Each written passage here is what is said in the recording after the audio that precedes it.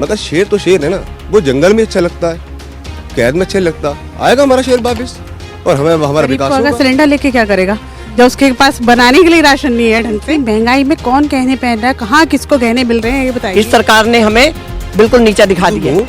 और मेरे धर्म की हंसी उड़ाई जा रही है ये कह के जो राम को लाए हम उनको लाएंगे। मेरा राम इतना छोटा नहीं कि आप लेके आएंगे, मेरा राम के वजूद बचपन से यहाँ पर है। आपको वो लेके आए इस धरती पे, आप उनको लेके नहीं आए। आप कौन होते लेने वाले? आप इतने बड़े हो गए कि भगवान से बड़े हो गए? जो राम को लाए हैं हम उनको लाएंगे? नो सॉरी, राम आपको लाया, आप राम को नहीं लाए।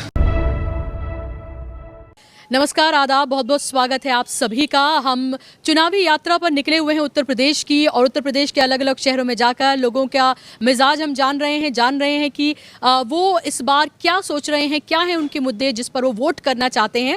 आज हम रामपुर में हैं और आज सारा दिन रामपुर के अलग अलग एरियाज़ में जाकर हमने लोगों से जाना, और इस वक्त मैं रामपुर के सिविल लाइंस इलाके में हूँ और यहाँ पर कुछ महिलाएँ भी मेरे साथ मौजूद हैं और उनसे मैं ये जानने की कोशिश करूँगी इस बार कि उनके मुद्दे क्या हैं, वो क्या सोचती हैं, और ख़ास तौर पर रामपुर की सीट को लेकर ये भी जानना बेहद ज़रूरी है कि जिस तरह से पिछले 2 साल से आप ये देख रहे हैं कि आज़म खान जो हैं वो जेल में हैं, उनका पूरा परिवार जो है उसको जिस तरह से टारगेट किया गया, उसको लेकर वो क्या सोचती हैं, उनके अपने मुद्दे क्या हैं, ये मैं जानने की उनसे कोशिश करूँगी। सबसे पहले मैं आपसे जानना चाहूँगी कि 2017 से 2022 का जो इलेक्शन है उसको कितना डिफरेंट आप देख रही हैं, और आपको आपके मुद्दे क्या हैं, किन मुद्दों पर वोट करेंगी आप इस बार? हम जी इसको करेंगे आजम खान को। अच्छा, क्यों? समाजवादी पार्टी को। अच्छा, हम देखें कि हमारी पार्टी क्या करती है, क्या नहीं कर सकती। सब लोग कहते हैं कि ये कुछ नहीं कर सकती, बहुत कुछ कर सकती है और करा भी है। हमारी कॉलोनी में पूरी सड़कें बनाई है इन्होंने, और हर चीज़, कोई भी जैसे दुख सुख होता था सब में शामिल होते थे। रसोई गैस, कोई दुनिया भर का हमारे साथ चलते थे, हर बात पे साथ चलते थे। और आज जो है हमारी कोई बाँह पकड़ने वाला नहीं है। इस सरकार ने हमें बिल्कुल नीचा दिखा दिया है। अच्छा, ये कहा जाता है कि आज़म खान जो हैं वो मुसलमानों के लीडर हैं, उनकी बात करते हैं, उनको देखते हैं, क्या ये बात ठीक है? हम किसी धर्म से नहीं है भाई, हम इंसान से मतलब रखते हैं, हम किसी धर्म से नहीं मतलब रखते। धर्म की लड़ाई नहीं करनी चाहिए, इंसान की लड़ाई करनी चाहिए, इंसानियत होनी चाहिए। धर्म से तो लड़ाई होती है, एक दूसरे को धर्म करके लड़ाई कर दो, करवा दो, सरदार हैं, हिंदू हैं, ये हैं, वो हैं, और लड़ाई करवा दो, है नहीं? ऐसे नहीं होना चाहिए। इंसानियत होनी चाहिए। इंसान हो, चाहे हिंदू हो, चाहे मुसलमान हो, इंसानियत में हो, काम करने वाला चाहिए हमें। जी, अमित शाह अभी आए थे कुछ दिन पहले, उत्तर प्रदेश की यात्रा पर थे, और उन्होंने ये कहा था कि अगर दूरबीन लगाकर भी आप ये देखें तो दूर दूर तक आपको कोई उंडे मवाली नज़र नहीं आएंगे, और आप जो हैं गहनों से सजी हुई सर से लेकर पाँव तक, आप रात को 12 बजे स्कूटी पर आप निकल जाएं तो भी मतलब कोई घबराने की बात नहीं है, आप सुरक्षित अपने घर पर लौटेंगी। कितनी सच्चाई है इसमें? इसमें कोई सच्चाई नहीं है। कोई भी औरत पहली बात तो अकेली जा ही नहीं सकती 12 बजे के बाद। ठीक है जी। आपको क्या लगता है? आज का ज़माना है कि हम लोग गहने पहन के कहीं निकलें, और आजकल इतनी महंगाई में कौन गहने पहन रहा है, कहाँ किसको गहने मिल रहे हैं, ये बताइए। खाने को ढंग से रोटी मिल जाए वो बहुत बड़ी बात है जी। गहना कहाँ से मिलेगा जो गहना पहन के रात में हम लोग निकलेंगे, मतलब नहीं उड़ता। इतनी वही नहीं है कि अकेली, पहली बात तो यही है कि लड़कियां और औरतें बाहर जा ही नहीं सकती अकेली। इतना गुंडागर्दी और वो है। आजम खान के टाइम में ये चीज़ें नहीं थी, जो अब हैं ये नहीं होनी चाहिए जी। तो देखिए, ये मुस्लिम महिलाएं नहीं हैं, लेकिन फिर भी उनका ये कहना है कि आज़म खान जब थे तो इस तरह से नहीं था, वो सुरक्षित ज़्यादा जो है वो महसूस करती थी, ये इनका मानना है। इसके अलावा आपके और क्या मुद्दे हैं? वो सरकार का कहना है कि आपको उज्ज्वला योजना के तहत जो है हर घर में फ्री सिलेंडर जो हैं वो दिए गए हैं। इसके अलावा राशन जो है गरीबों को फ्री दिया जा रहा है, बहुत काम किए गए हैं, लॉ एंड ऑर्डर बहुत चुस्त दुरुस्त कर दिया गया है। क्या आप इसको मानती हैं? नहीं, हम इसको नहीं मानते। पहली बात तो महंगाई बहुत ज़्यादा हो गई है, गरीब बहुत परेशान है। जो मिडिल फैमिली उनके लिए तो बहुत ही ज़्यादा मुश्किल है। सिलेंडर क्या, हर चीज़ महंगी है इस टाइम। मतलब गुजारा करना बहुत मुश्किल हो रहा है इस टाइम में। महंगाई हर चीज़ में, एक चीज़ में नहीं है। पेट्रोल को लेके हर चीज़, किसी भी चीज़ को ले लो आप, हर चीज़ में आगे ही आगे मतलब बढ़ता जा रहा है, कुछ कम नहीं हो रहा है। तो इसलिए हम नहीं चाहते कि इस बार बीजेपी आए, तो आजम खान ही आए, वही हमारे लिए सही थे, वही हमारे लिए सही हैं जी। आपको भी यही लगता है? जी हाँ, यही है कि महंगाई से ही नहीं बच पा रहे तो और आगे क्या करेंगे? सोचिए, गरीब को अगर सिलेंडर लेके क्या करेगा जब उसके पास बनाने के लिए राशन नहीं है ढंग से, तो सिलेंडर लेके गरीब भरवाने के लिए पैसे नहीं है तो क्या करेगा गरीब जी। उनके लिए तो भाई सभी कुछ होना चाहिए ना। बेरोजगारी है वो होनी चाहिए सबसे बड़ी, तो बस यही है, और क्या दिक्कत है। अच्छा, किसानों के मुद्दे भी, क्या आपको लगता है कि 1 साल तक किसान जो हैं वो दिल्ली के बॉर्डर पर वहाँ पर बैठे रहे और उनको खालिस्तानी, आतंकवादी, ये सब कुछ उनको बुलाया गया, और अब जो हैं उन्हीं किसानों से कह रहे हैं कि हम उनके ऋणी हैं, जाटों से कहा जा रहा है, और वही जाट जो हैं जब बॉर्डर पे बैठे हुए थे तो उनको किन किन नामों से पुकारा जा रहा था। क्या आपको लगता है कि ये भी एक दिमाग में एक मुद्दा रहेगा जब वोट करने के लिए जाएगा वोटर? मैडम जरूर रहेगा कि हमारे इतने 1000 किसान खत्म हो गए हैं, वो हमें देखना है कि उनका बदला लेना चाहिए, हमें हर एक इंसान को लेना चाहिए। क्योंकि बदला कैसा लेंगी? तो बदला वोट से लिया जाएगा। कैसे लिया जाएगा? वोट से लिया जाएगा। और कैसे लिया जाएगा जी? ये थोड़ी है कि एक बार मार दो उसके बाद पोत दो उसे, कि दवाई लगा दो, मलम लगा दो कि चलो सही हो गया। अब किसानों को मलम लगाई गई है, किसान नहीं मानने वाले बिल्कुल भी, वो इस पार्टी को बिल्कुल नहीं मानेंगे। आपको भी ऐसा लगता है? किसानों के मुद्दे पे आप क्या सोचती हैं? मैं बोल नहीं पाऊंगी। अरे बताइए, वोट तो करेंगी? हाँ, वोट करूंगी। हाँ? वोट तो पार्टी को करेंगे, समाजवादी पार्टी को वोट करेंगे। समाजवादी विचार में साइकिल में वोट देनी है बस। तो मतलब क्यों ऐसे समाजवादी पार्टी ने ऐसा किया? क्या क्यों लगता है आपको उसको वोट करेंगी? बस ये मैं नहीं दस सकती। गलत हो ना उसे एक बार नहीं देना चाहिए। कोई भी आदमी घर में भी हो ना, जैसे घर में हमारे होता है, जैसे बड़ा मैं ही बड़ी हूँ घर में, तो मैं मतलब सारा इंचार्ज मेरे हाथ में है। जब मैं गलत कोई काम करूंगी तो सब परिवार को मिल के मुझे बदल देना चाहिए। एक बार बदल के देखना चाहिए, दूसरे को आगे करके देखना चाहिए भी इसमें क्या निकलता है। फिर अगले को सजा हो जाती है कि मुझे सजा मिल गई है, दूसरी बार हो सकता है हम उसी को डालेंगे, फूल को ही डाल देंगे। एक बार जरूर चांस हम देंगे, दूसरी पार्टी को देंगे। और भी लोग यहाँ मौजूद हैं। आप मुझे बताएं, क्या सोचते हैं आप इस बार के इलेक्शन को लेकर? क्या हैं आपके मुद्दे? किस मुद्दे पर आप वोट करेंगे? मैडम मुद्दा सबसे बड़ा तो हमारा महंगाई का है और प्लस विकास का है। विकास के नाम पर से हमारी जेबें काटी गई हैं आज तक और हमें कुछ विकास नहीं मिला। हमारी अपनी सड़क जो बीजेपी का एरिया कभी कहलाता था, वहाँ पर सड़क नहीं है, गड्ढे बड़े इतने गहरे गहरे, हमारे नाव लेके निकल जाए इतने गहरे गड्ढे। लेकिन ये तो कहा था कि 100 दिन में गड्ढा मुक्त सड़कें कर देंगे सारी। मैडम अपनी जेब भर ली उन्होंने, बाकी कोई गड्ढा मुक्त नहीं करा। अभी मेरा घर पास में ही है, इतने गहरे गहरे गड्ढे हैं। आजम भाई ने जो रामपुर के लिए कर दिया वो किसी का दम नहीं कर दे और ना उसके सिवा कोई लेता हो सकता है। एक ही बंदा है सिर्फ जो रामपुर को, पूरे प्रदेश को संभाल सकता है। और आप योगी और मोदी जी की बात करें, वो बंदे तो इस लायक नहीं है कि कभी हम यहाँ पर आए।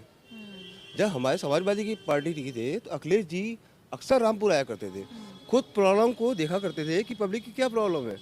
और आज के टाइम में योगी जी बस वोट मांगने आए थे, बाकी तो कोई प्रॉब्लम दिख रहा है। लेकिन आपको लगता है कि आजम खान को, उनकी फैमिली को इसलिए भी टारगेट किया गया क्योंकि उनका मजहब क्या था? ये भी एक रीज़न हो सकता है। मैडम मजहब डिपेंड नहीं करता, टारगेट इसलिए क्या कहता, क्योंकि शेर को फांसने के लिए बकरी चाहिए होती है, तो उन्होंने बकरी आगे रखी ये मुद्दे बना के और शेर फांस लिया।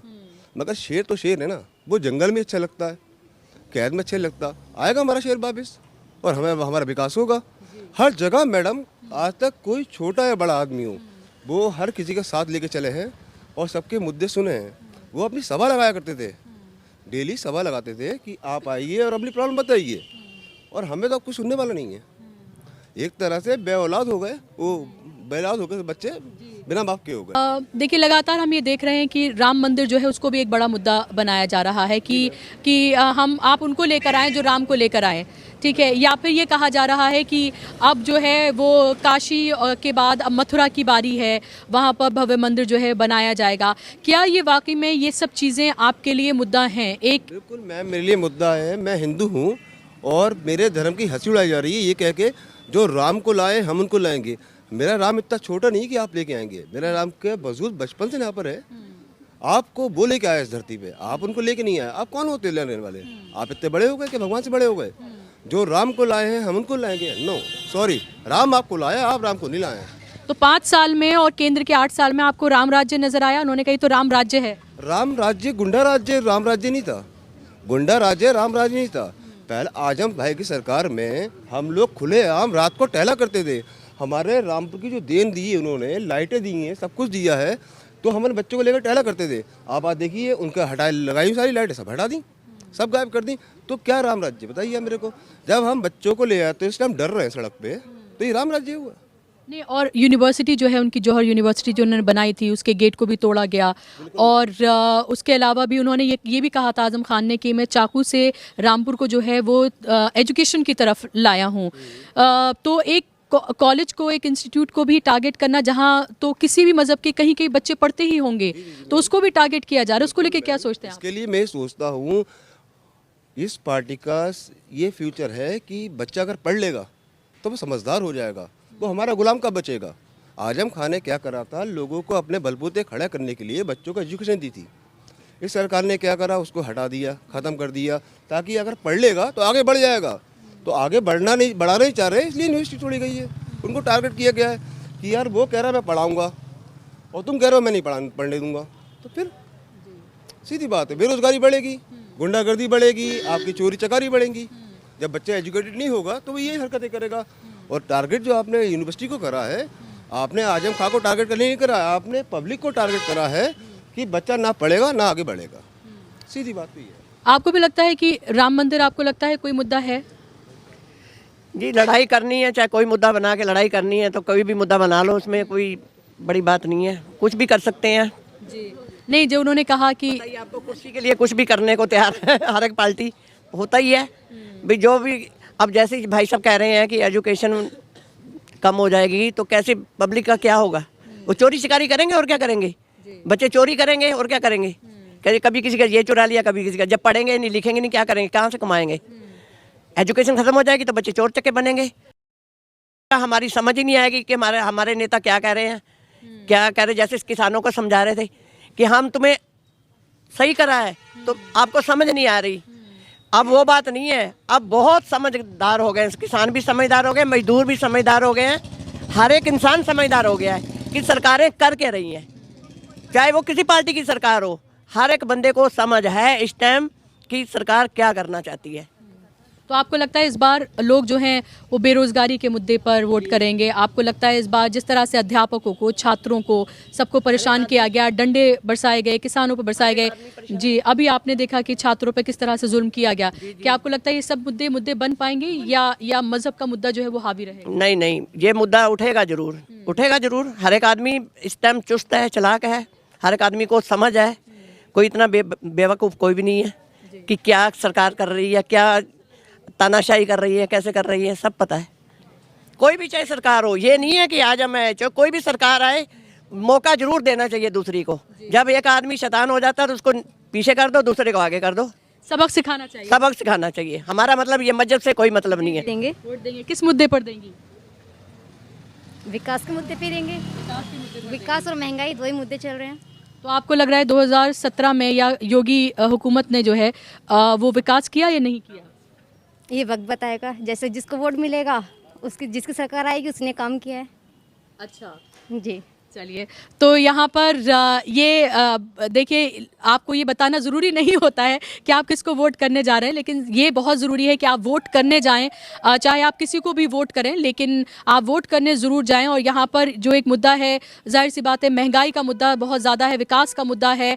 और जिस तरह से हम ये देख रहे हैं कि लगातार चाहे योगी आदित्यनाथ हो या अमित शाह हो, जब वो उत्तर प्रदेश के दौरे पर आ रहे हैं तो विकास, बेरोज़गारी, किसानों के मुद्दे, ये तमाम मुद्दों को लेकर कोई बात नहीं की जा रही है, बल्कि कहीं पर गर्मी कर दी जाएगी, कहीं पर शिमला बना दिया जाएगा, गुंडों की पार्टी बुलाया जा रहा है किसी को अगर मुसलमानों को टिकट दे दिया गया है तो उस पार्टी को टारगेट किया जा रहा है।